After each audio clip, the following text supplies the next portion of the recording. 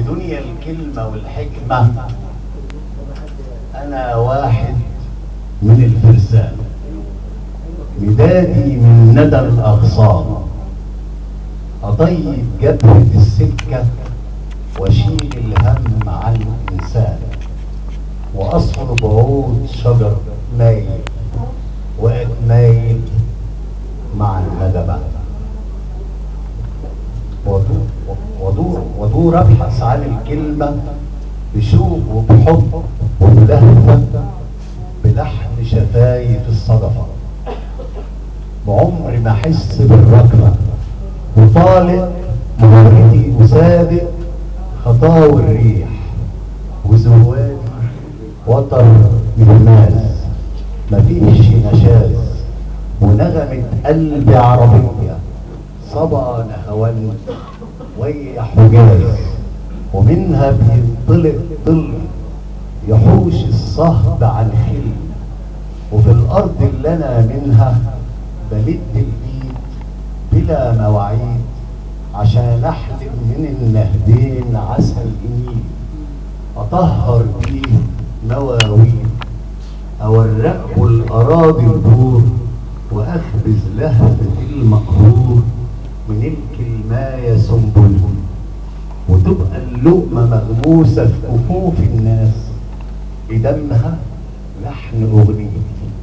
وغنوتي ملونها من الخضرة، وأصحابي من الشعراء قلوبهم صافية دفيان، نفوسهم هي شمعتهم بنور الحب عمرانة، وانا ناهل من الجدات قيم وحضارة نورانية ديانة، تمد في السنوات توحد ربنا الأعظم،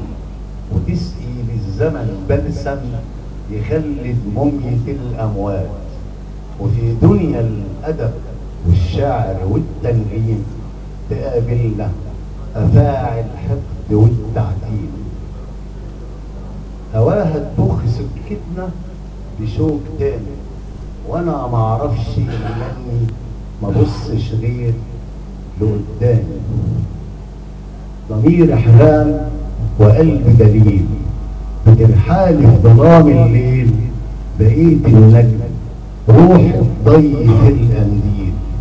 عرفت ازاي احس بحس من يعذر شقى اهله، عرفت الصح من اصله، وكيف الحب بين الناس يدوم وصله، وكيف الشعر يبقى بذرة في أرضه، وكيف الحكمة تبقى الطلق ما يخيب، وكيف يبقى الكلام طيب وبيطيب جراح الأرض وعذابها، ومن صغري كننت الله هوى عمري، أبات حارس على أبوابها، يصلي القلب في رحابها، ومش طالب رضا الوالي، ومأمولي بطول العمر أعلم ولدي كيف الحكمة وفي كلمة يقولها الشعب.